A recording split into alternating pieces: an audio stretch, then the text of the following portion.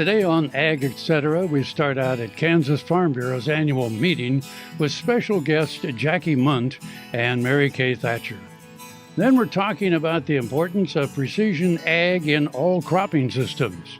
Next, K-State's veterinarian Bob Rowland talks about his latest swine genetic work that could well lead to the full eradication of PRRS. And we'll end with Cowboy Logic's Lee Hart with this week's Horsing Around on horse anxiety.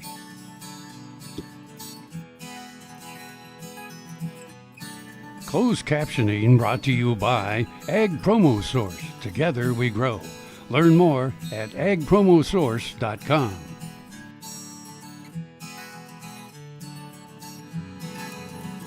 This segment brought to you by Kansas Regenerative Medicine. Your stem cells, your health, your life. Hi, my name is Jackie Mundt, and I'm a recent graduate from the Leadership KFB program in the Class 3. This week at the Kansas Farm Bureau annual meeting, we graduated from the program, which has been the culmination of lots of different visits throughout the state of Kansas to learn about agriculture and how we can be better leaders in this organization. This program has been really influential because it gave us an opportunity to travel throughout the state and learn more about the issues facing agriculture in rural communities. It gave us an opportunity to network with Farm Bureau leaders as well as leaders in government and outside of the organization. And most importantly, it was really a great opportunity for us to learn leadership skills that we can use in the future, and hopefully we can find a place that we can get plugged into a Farm Bureau board or a local organization so that we can really represent the things that we're passionate about, like living in a rural community, farming, and how we can really continue to be a part of those.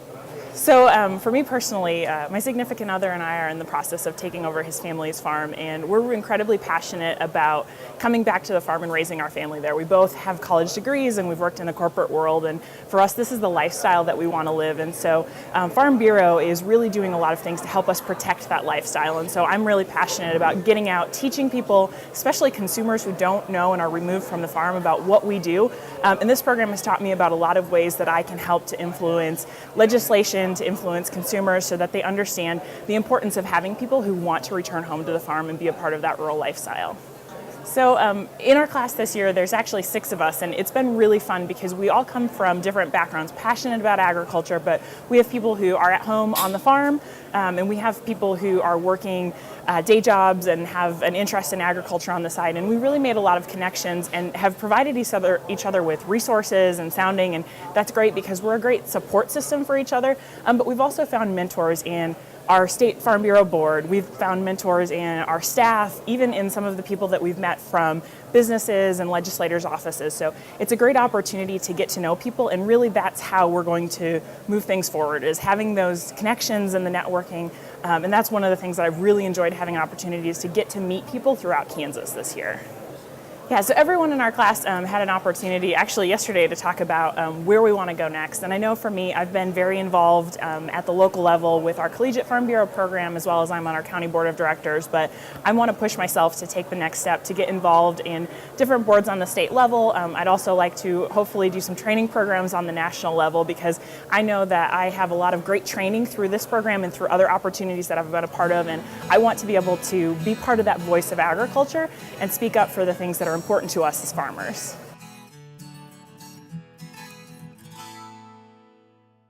Hello friends, I'm Ernie Rodina. And I'm Dawn Dawson with the Better Horses Radio Show. For over 9 years, we've been bringing the Better Horses Radio Show to markets all across the Midwest. We talk about God, lots about horses. We talk about cows, we talk about horse health, we talk to top trainers, and we even talk about Roy Rogers. We're having a blast with Better Horses Radio Show and would love to take it to a market near you. So visit our website at betterhorsesradio.com and let us or your local radio station know you'd like to hear it in your area. The Better Horses Radio Show is unbelievable.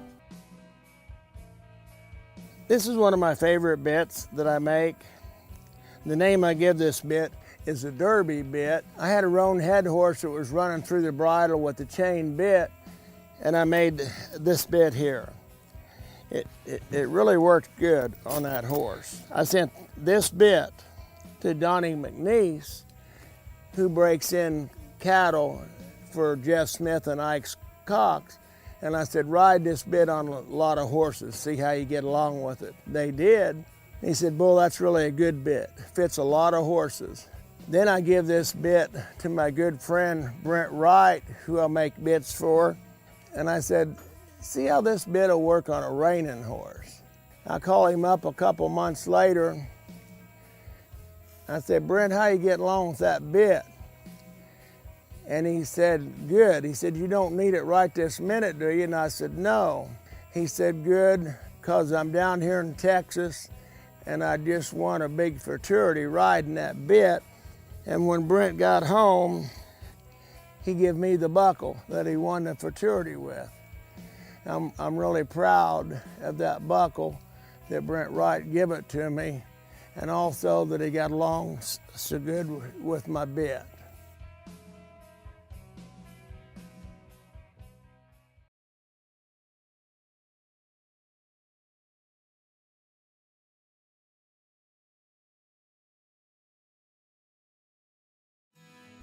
This segment brought to you by Kansas Wheat. Learn more at rediscoverwheat.org. I'm Mary Kay Thatcher with the American Farm Bureau Federation, and I'm just happy to be here at the Kansas Farm Bureau annual meeting. So we talked a lot about the tax bill that's moving, and hopefully we will get a conference committee going, finish the Senate and the House before Christmas, hopefully before the 24th of December. We do have a lot of work to do to work out the differences. One of the other things is another budget issue that we'll be dealing with, because we really haven't passed any of the 12 appropriations bills to fund this fiscal year that's already 2 months in the making. So that has to be done before we go home for Christmas too. And so those are the two big money issues. So of course, we'll be tied up with things about immigration. There's likely to be amendments dealing with the Affordable Care Act. So lots of other things can come up in terms of those, but two big money issues to finish before Christmas time. So we're still suffering in Washington from not really having a full staff. Take it, for example, at USDA, we have the secretary, we have the deputy secretary, but then only 2 of the 7 undersecretaries and none of the agency heads. And so it's difficult to really call over, get questions, get feedback. There aren't enough political appointees there yet to really be able to work with them as effectively as we should. So I don't know that we're any further behind at USDA than anywhere else, but it'll be great when we can get more people nominated, get them through the FBI clearance process, and get them on board. Well, I think there's a lot of concerns about commodity prices right now. The fact is that we're not predicting that they're going to get any better. USDA just came out and said we probably won't have a corn price above $4 for another 14 years. So we're going to have to deal with how can we do some of these, make sure we have a safety net, be it commodity programs or certainly a very sound crop insurance program. So we'll also be looking, as soon as we get into 2018, at looking ahead to the next farm bill. So we obviously would love to have had repeal of estate taxes, and that's unfortunately probably not going to happen. There's still a chance with conference, but the amount has been doubled to $1 million in both the House and the Senate. And I think the biggest issue for us as we think about estate taxes is that $1 million exemption actually expires in 2025 in the Senate. So one of the big things that we'll be working on as we work through the conference is trying to get as many of these provisions in the House and the Senate that expire in, say, 5 or 7 or 10 years, get them to be made permanent so we don't have to come back and deal with this in just a few short years. All over the country, more and more communities are making the change to biodiesel made from U.S. soybean oil. And the decision continues, improving the health and welfare for millions of Americans while adding billions to our national economy.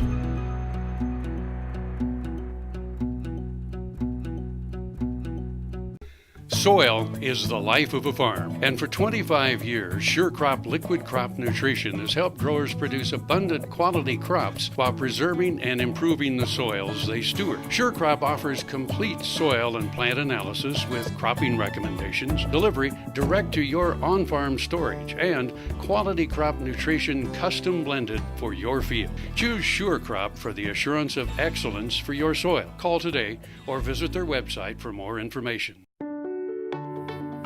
Hello, I'm Dr. Frank Lyons from Kansas Regenerative Medicine Center here in Manhattan, Kansas. Daryl was one of our patients that we did about 7 months ago. I dug trees by hand for years and years and years.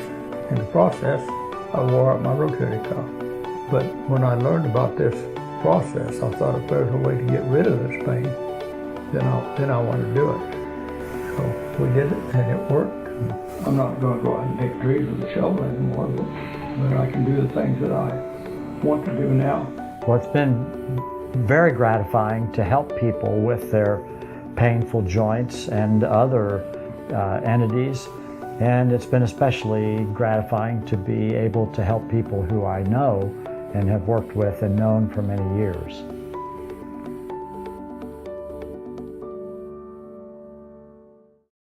Valley Vet Supply is devoted to providing information and professional quality products at reasonable prices. Valley Vet Supply. The Kansas Wheat Innovation Center in Manhattan is rediscovering ways to get improved varieties and new genetics in the hands of farmers faster. Grower-led and checkoff-funded research initiatives are bringing about positive change. This grassroots leadership provides a strong voice in Topeka and Washington, D.C. Now is the time to partner with Kansas Wheat in moving wheat forward. Kansas Wheat Commission and Kansas Association of Wheat Growers. Farmers investing in their future and yours. Log on to rediscoverwheat.org. This segment brought to you by SureCrop, liquid crop nutrition delivered right to your farm. How you can see the precision ag and the new technologies helping you in the future? Well, it's been a wonderful opportunity for us to partner with you in this research and looking at precision agriculture and utilizing it as a tool to do on-farm research to better fine-tune our populations in on our fields. And then also, I think for us farmers, precision ag is overwhelming in many regards, and we have all this data, and the age-old question with it is, what do we use the data to do? And doing this study with you, looking at different yield environments that have become pretty apparent in this field, and then having that population study go across those multiple yield environments is helpful for me to, simplify it a little bit and actually break it down into some things that I can do from a management perspective in the future to say, I know it seems like we've got a pretty consistent trend of some lower yielding environments in this field and some higher yielding environments, and now we have a population curve and responses from both environments, and so that really then the next no-brainer step then is to fine-tune those populations by environment. And so partnering in this with K-State Extension has really, from a producer standpoint, allowed me to have someone from the outside come and take a third-party view and say, here's maybe a way to think about this, and allowed me to have some useful information to fine-tune my management and improve my profitability.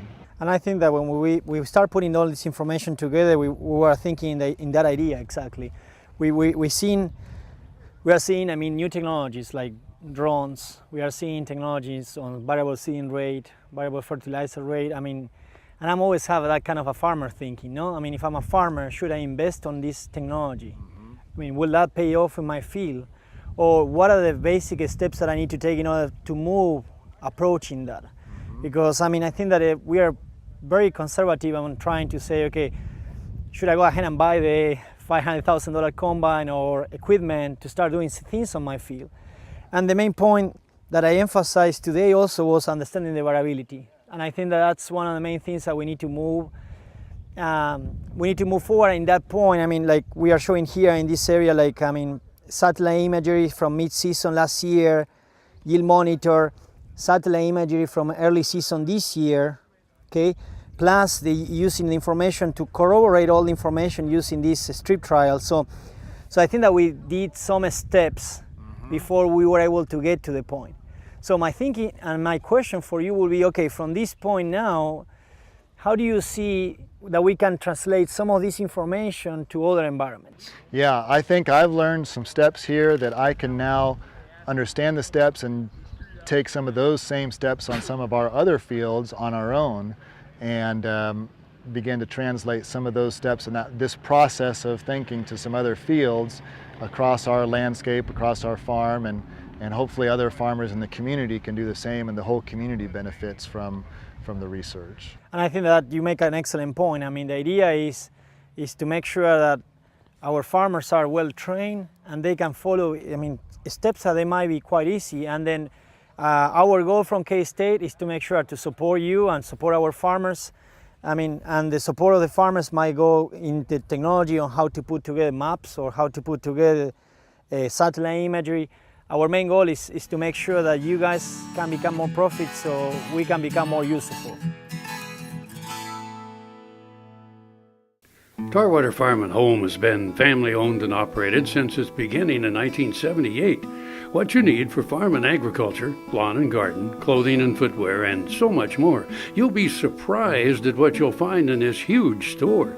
They have what you need and lots of it. So come take a look. You'll discover that customer service is first and foremost. Always has been with the Tarwaters. Tarwater Farm and Home, 4107 North Topeka Boulevard. Ag Promo Source is a unique group of marketing specialists with one mission: help your ag business grow. Each affiliate has their own area of expertise, and they work together to bring you advice, products, and services. To get started, visit agpromosource.com. Ag Promo Source. Together we grow. Welcome to the Jerry Thomas Gallery and Collection, where we feature my renowned artwork, frontier military, and Native American artifacts. In the painting behind me is Scouting the Trail. Two scouts overlook the Smoky Hill River Valley just north of the famous Monument Rocks, which are internationally renowned, as a column of 7th Cavalry parade north of the river. On this point, two scouts rode in a circle, and there were 18 cartridges found up there, and that meant that they usually were warning of impending danger and firing off their weapons. One of those weapons I feature in the gallery, a Spencer weapon, which we featured in the painting. Very unique and very honored to showcase this to you.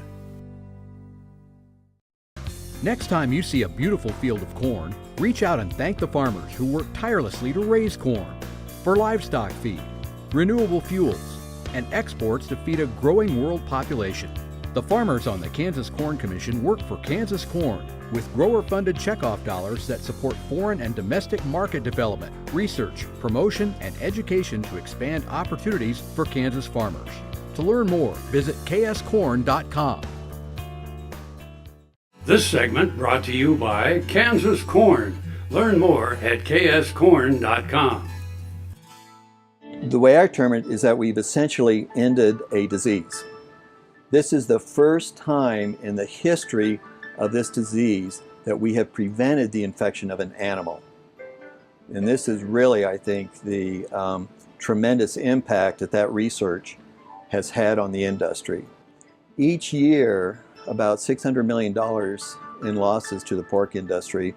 Much of that you can attribute to the reproductive form of the disease. And so we see this disease in two forms. We see it as a respiratory disease in young pigs. That effect carries on through finish. And then we also see a reproductive form, and that gives it its name, porcine reproductive and respiratory syndrome virus. And so in terms of what we did, as we described in previous publications, is the use of a genetically modified pig, in this case a pig that has been genome edited, to remove an important molecule called CD163. And what we found is that if you take this CD163 knockout dam, you've actually protected the fetuses from the disease.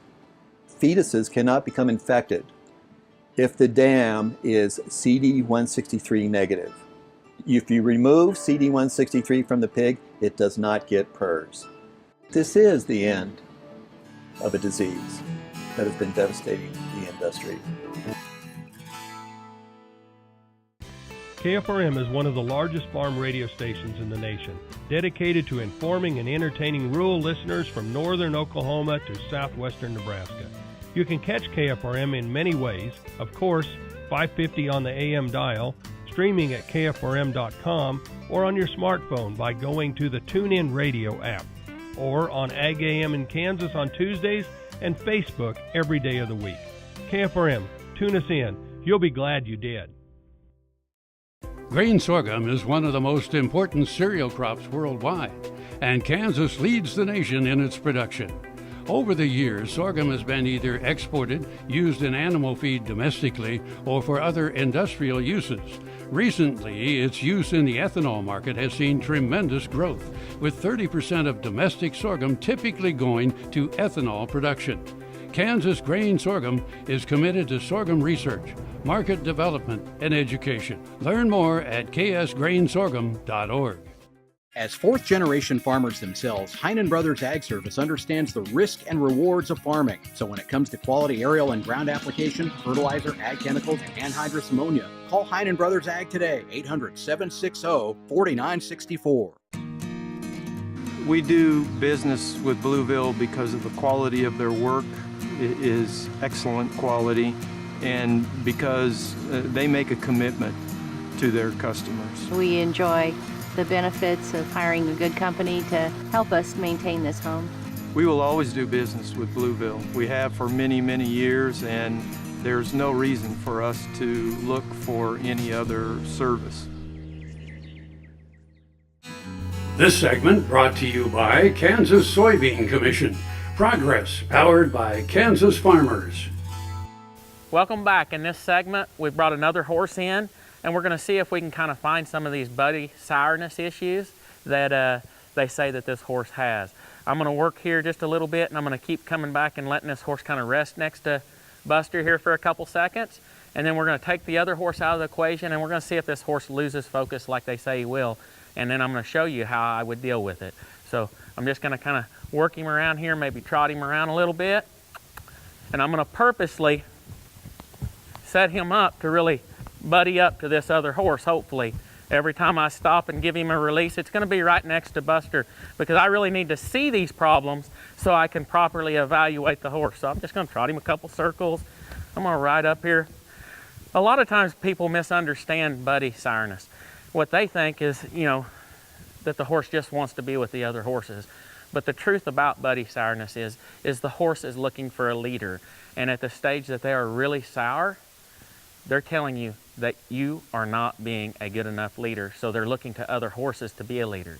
If we get on them and we help control their feet and redirect their body and get control of their mind to where they're following us and we become one, then the buddy sourness will disappear for sure. So I'm going to trot a couple more circles real quick, let him kind of start thinking Buster's pretty good.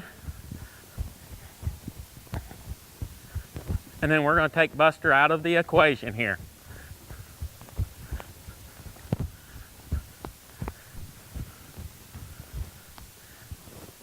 We want to recreate these situations in the safest possible way we can.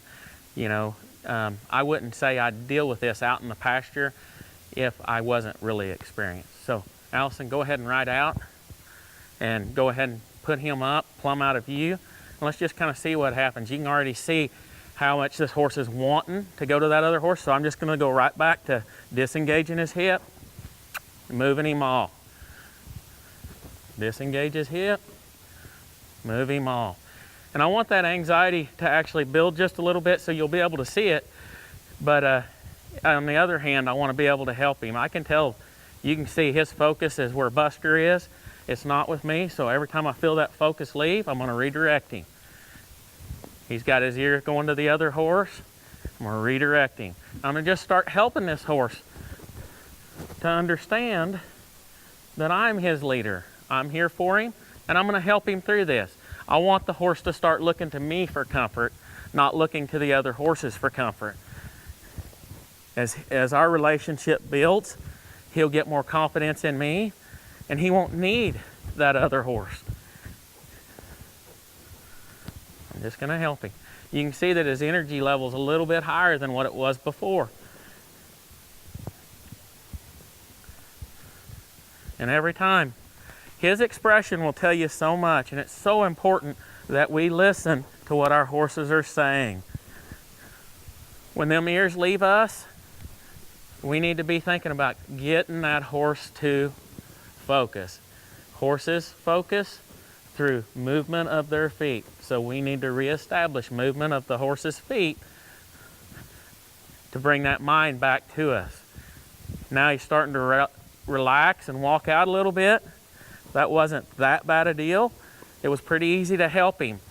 Too often, though, we'll want to just sit. Well, let's just give him a minute to figure this out. The problem is they start looking for trouble when you give them the minute to figure it out. Always be there for your horse and help your horse.